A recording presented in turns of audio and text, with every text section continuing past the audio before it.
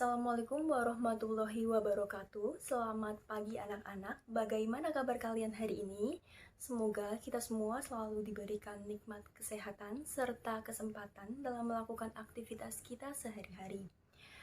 Baik anak-anak, walaupun pembelajaran masih daring, tapi kita semua harus semangat serta memiliki motivasi dalam mengikuti pembelajaran setiap harinya. Baik anak-anak, pada pertemuan minggu kemarin kita telah mempelajari pengertian personil kantor serta tugas dan tanggung jawab dari masing-masing personil kantor. Ibu akan sedikit mengingat atau mengulas kembali secara singkat materi yang telah kita pelajari pada minggu kemarin, yakni pengertian dari personil kantor sendiri. Apa sih yang dimaksud dari personil kantor itu? Personil kantor dapat didefinisikan sebagai orang atau pegawai yang menjalankan pekerjaan-pekerjaan dalam suatu organisasi atau kantor untuk mencapai suatu tujuan tertentu. Sedangkan macam-macam dari personil kantor ada administrator, manajer, staf, dan pekerja.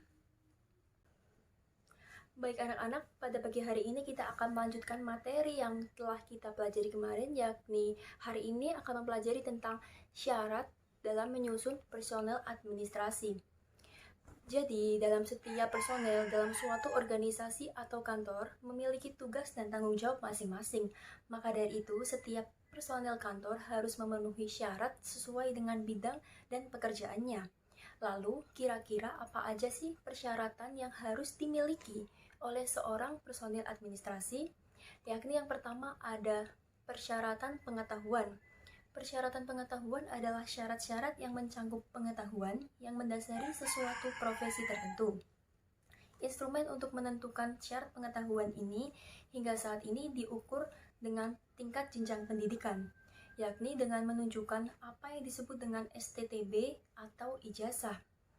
Persyaratan pengetahuan yang diukur berdasarkan jenjang pendidikan ini telah umum diterima oleh setiap organisasi atau kantor. Yang selanjutnya adalah persyaratan keterampilan. Syarat keterampilan ini yakni seseorang personil dikatakan terampil jika dapat melaksanakan pekerjaan yang dibebankan kepadanya dengan berhasil baik dan benar. Sebuah organisasi atau kantor biasanya telah memiliki standar setiap pekerjaan yang terukur. Artinya, personil yang terampil adalah personil yang dapat bekerja sesuai dengan mutu, jumlah, waktu yang telah ditentukan. Selanjutnya, menurut Lion G 2012 menjelaskan bahwa seorang personil kantor dapat terampil bekerja apabila telah mampu dengan baik melaksanakan tugas-tugasnya pelayanan yang mencakup 6 pola kegiatan, yakni yang pertama ada menghimpun. Menghimpun merupakan kegiatan mencari dan mengusahakan tersedianya segala informasi yang belum ada atau informasi yang masih berserakan di mana-mana. Yang selanjutnya mencatat. Kegiatan tulis-menulis mengenai data-data yang diperlukan sehingga berwujud tulisan yang mempunyai arti dapat dikirim dan disimpan. Yang ketiga ada mengolah. Pekerjaan mengolah merupakan kegiatan mengolah informasi agar dapat tersaji menjadi laporan agar berguna. Yang selanjutnya menggandakan. Pekerjaan menggandakan merupakan memperbanyak informasi yang telah diolah dengan berbagai cara dan alat sebanyak jumlah yang diperlukan. Yang selanjutnya ada mengirim. Mengirim merupakan kegiatan menyampaikan informasi dengan berbagai cara dan alat dari satu pihak kepada pihak lainnya. Yang selanjutnya menyimpan. Menyimpan adalah kegiatan meletakkan informasi dengan berbagai cara di tempat tertentu. Yang selanjutnya ada persyaratan kepribadian. Jadi, persyaratan kepribadian ini yakni menyangkut watak atau sifat yang baik yang harus dimiliki oleh personel kantor. Setiap orang tentu memiliki kepribadian yang berbeda-beda, karena setiap orang memiliki watak dan sifatnya masing-masing. Unsur-unsur kepribadian secara umum yang harus dimiliki personel kantor, yakni yang pertama ada loyalitas. Loyalitas adalah sikap setia terhadap organisasi dan pekerjaannya, sehingga ia memiliki rasa tanggung jawab dan menjaga nama baik organisasi. Yang kedua ada tekun dan rajin. Personil harus tekun dan rajin dalam bekerja. Ketekunan dan kerajinan dalam bekerja diwujudkan dalam sikap bersungguh-sungguh, cermat, giat, semangat, dan teliti dalam bekerja. Yang selanjutnya ada sifat sabar. Sabar adalah suatu sikap menahan emosi dan keinginan serta bertahan dalam situasi dengan tidak mengeluh. Yang selanjutnya ada kerapian. Kerapian berkaitan dengan bagaimana seseorang dapat bekerja dengan rajin atau tidak berantakan.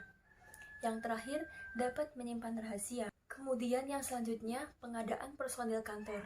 Dalam pengadaan personil kantor, ada beberapa tahapan yang harus dilakukan. Yang pertama yakni analisis jabatan. Langkah pertama dalam pengadaan pegawai yakni melakukan analisis jabatan.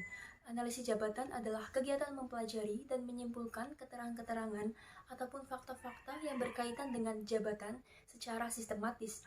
Teknik melakukan analisis jabatan adalah dengan membagi sejumlah pekerjaan dalam organisasi, kemudian menentukan tugas dan tanggung jawab yang ada hubungannya dengan pekerjaan, persyaratan, apa saja yang harus dipenuhi, di mana pekerjaan tersebut dilakukan, dan apa kapabilitas personal yang dicapai dengan maksimal.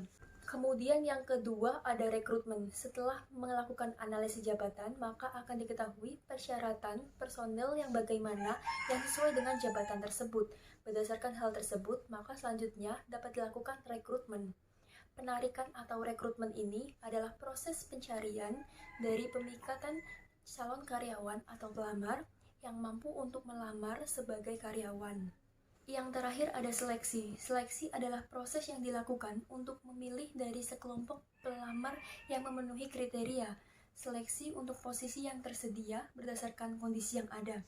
Sedangkan prosedur yang lazim dilakukan dalam seleksi pegawai menurut Rantu, Panjo, dan Husnan 2013 ialah yang pertama, ada wawancara, yang kedua, pengisian formulir, yang ketiga, pemeriksaan referensi, yang keempat, tes psikologi, yang kelima, wawancara, yang keenam, persetujuan atasan langsung, yang ketujuh, pemeriksaan kesehatan, yang terakhir, penempatan, instruksi, dan orientasi. Baik anak-anak, demikian materi yang bisa saya berikan pada pagi hari ini. Semoga materi yang kita pelajari pada pagi hari ini bisa bermanfaat dan kalian pahami. Tetap semangat dan sehat selalu walaupun pembelajaran masih dilaksanakan dengan daring. Seperti biasa, pada minggu kemarin kita juga telah mengerjakan kuis, maka pada minggu ini kita juga melaksanakan kuis sebagai nilai dan absensi pada mata pelajaran administrasi umum ini. Kalian bisa buka Google Classroom, kemudian kalian bisa mengerjakan kuis. Saya telah menyediakan link di Google Classroom. Tetap semangat dan salam sehat selalu. Demikian saya akhiri. Wassalamualaikum warahmatullahi wabarakatuh.